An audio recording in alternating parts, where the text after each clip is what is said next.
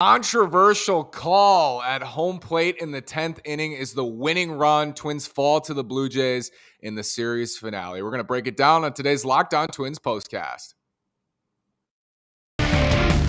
You are Locked On Twins postcast, part of Locked On Sports Minnesota, your team every day.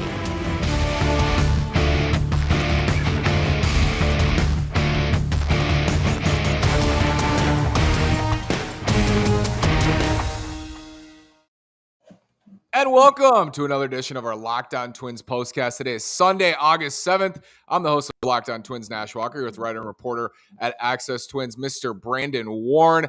Make your moment sparkle with jewelry from BlueNile.com. And going on now is the Blue Nile anniversary sale. Save up to 40% on classic fine jewelry pieces and 25% on engagement ring settings. Plus, every order is insured, ships free, and arrives in discreet packaging that won't give away what's inside. Shop stress-free and find your forever piece. Go to BlueNile.com today. Man, that was unreal, Brandon. Controversial call at the plate. The runner, Whit Merrifield, was called out. Replay review overturns it. Would have ended the inning. It would have been tied going to the bottom of the 10th. Twins get the ghost runner at second. What's your reaction? I just don't understand how you overturn that. That is a swallow your whistle moment if you're a referee in basketball. They're already playing under the nonsensical Rob Manfred extra innings rule, and then to have this happen, it just is crap on top of crap. It's just nonsense, and I don't even know what to say in terms of words. It's just dumb. What made it even worse is that the call on the field was out. And so I was pretty confident that the call was going to stand, at least because it was called on the field as out, and they go and overturn it. And it ends up costing the Twins the game. Now, I will say, Twins could have won that game in the bottom of the ninth. They had first and second with one out. Polanco and Kepler both grounded out. But that was an opportunity there. You play the bottom of the 10th completely differently if they don't score that run. And it was a great throw from Beckham in left field. Just really, really frustrating. And that's a gut punch for sure.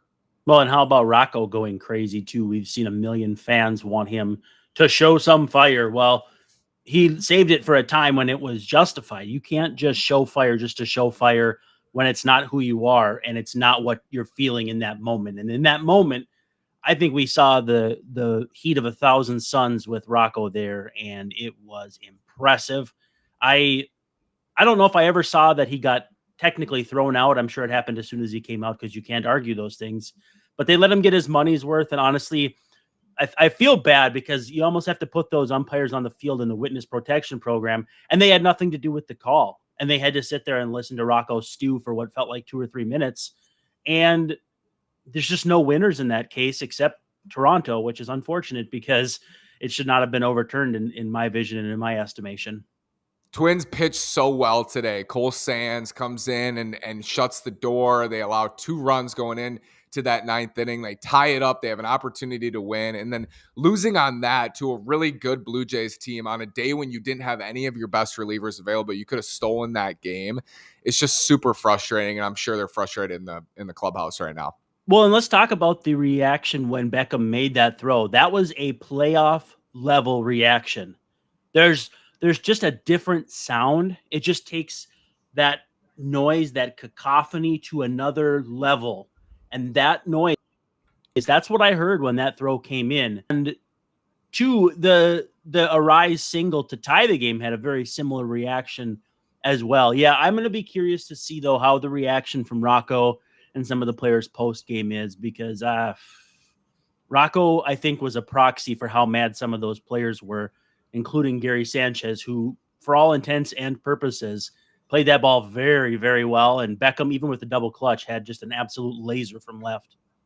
Entering today, the Twins had Archer on the mound. Lopez is down. Duran is down. Jax is down. Fulmer's down. They got nobody available. Correa and Buxton out of the lineup, and they still push it to extra innings against a very good starter in Kevin Gausman. Twins were quiet for a long time today. They finally broke in. Jose Miranda, another big hit, and then Arise comes through with the game-tying hit. This was a great battle. This was a great series, Brandon. It ends in a split. It definitely felt like a playoff series in a lot of respects. I think there's almost a rule, though, like you can't have a playoff series unless the two teams met earlier in the season, and one of the broadcasters said this has a playoff feel. It's almost like it's an unwritten rule. But the weather didn't feel like October either. But at the same time, the crowd reactions hanging on most every pitch for a large portion of the series, and to seeing this bullpen kind of give and take after the deadline, more so taking, I think. It was good to see. I think that the first 2 wins for the Twins in the series would have been the only 2 wins, I guess, would have been much dicier with the pre-deadline bullpen as opposed to now. So I think about that too. If you have the pre-deadline bullpen, what's to say you don't get swept in this series?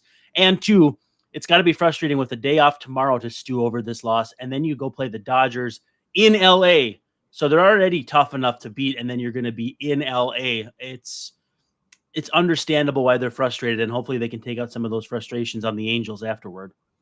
You can take out some of your frustrations by betting at betonline.net. It's the fastest and easiest way to check in on all your betting needs. Find all your favorite sports and events at the #1 online source for odds, lines, and games. Head to BetOnline today or use your mobile device to learn more about the trends in action. BetOnline is where the game starts. So, overall, perspective view, the Twins split with Toronto. They took 2 out of 3 from Detroit. So, that's a 4-3 week. How would you grade this week for the Twins overall? I mean, that's pretty much what they've done all season long. 4-3, I think, comes out to a 571 winning percentage. I'm not sure what they have on the season. I think it's a little under that. No, 528. So, I mean, 4-3, you'll take it. But again, next week's going to be hard with the Dodgers and all that. So, I mean, you would have liked to have taken advantage of some of the situations that you missed out on. At the end of the day, though, splitting with a very tough Toronto team, when the wounds kind of scab up and you can kind of go back and look at this series without the chip on your shoulder about how it ended, 2-2 against the Jays is pretty solid, especially too with how down people were after the first game of the series, a 6-run loss. They just thought the Twins were going to get stomped. And 2, to come back with 2 very gutty wins in games 2 and 3 of the series. It's solid, it's respectable, it's acceptable, but Twins fans are still going to be pretty hot right now, and I get it. I get why. Yeah, that is, I think, one of their most frustrating losses of the year. That might be number 1, because it wasn't even that they hurt themselves. That was not even the Blue Jays beating them. That was just a call that was made by a guy sitting in a room in New York. And that's really frustrating for everybody, all the players and fans too, who are sitting there. And it's like, why is this being decided in New York? Like I that's something that should be decided on the field, in my opinion. But that's a tough one. I don't know if Merrifield ever touched home plate. Maybe he did at the very end of the play, but it's just, to me, it's the spirit of the rule. If this is what it is a bad spirit. I understand not wanting to hurt catchers, the Buster Posey rule, the whatever, but it's got to be reworked, because it can't be just a flip a coin situation in New York. Twins lose, tough loss. They split the series with Toronto. What do you expect coming up here, Brandon? 2 games in LA starting Tuesday. It'll be Joe Ryan and Sonny Gray and Chavez Ravine.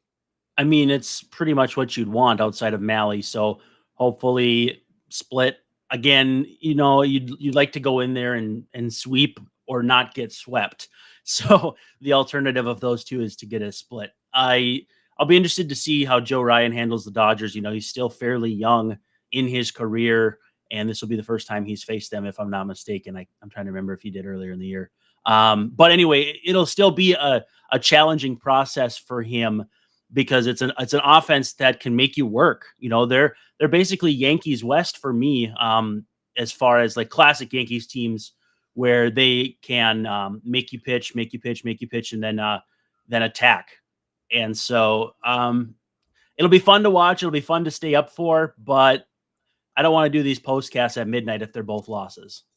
57-51, day off Monday, 2 in LA against the Dodgers, and then 3 in Anaheim starting Friday. That's the upcoming week for your Twins. Thank you so much, Brandon. Thank you, everybody, for commenting and being here and sitting and in our therapy session after a tough Twins loss. Brandon, thank you.